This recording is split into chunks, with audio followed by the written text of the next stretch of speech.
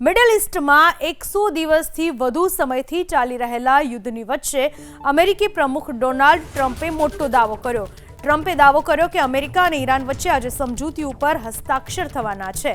તેમણે બંને દેશોના સંબંધોમાં એક ઐતિહાસિક પરિવર્તન ગણાવતા જાહેરાત કરી કે સમજૂતી બાદ હોર્મુઝ સ્ટ્રેટને તાત્કાલિક અસરથી ખોલી દેવામાં આવશે.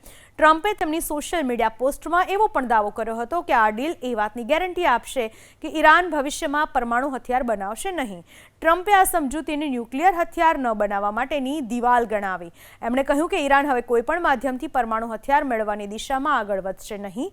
ટ્રમ્પે એમ પણ કહ્યું છે કે ઈરાન સાથે પૈસાની કોઈ લેવડ-દેવડ થશે નહીં અને અમેરિકા ઈરાનમાંથી પરમાણુ કચરો હટાવશે. ટ્રમ્પે તેમની સોશિયલ મીડિયા પોસ્ટમાં એવો પણ દાવો કર્યો હતો કે આ ડીલ એ વાતની ગેરંટી આપશે કે ઈરાન ભવિષ્યમાં પરમાણુ હથિયાર બનાવશે નહીં.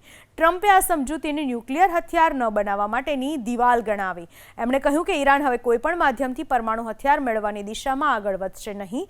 ટ્રમ્પે એમ પણ કહ્યું છે કે ઈરાન સાથે પૈસાની કોઈ લેવડ-દેવડ થશે નહીં અને અમેરિકા ઈરાનમાંથી પરમાણુ કચરો હટાવશે.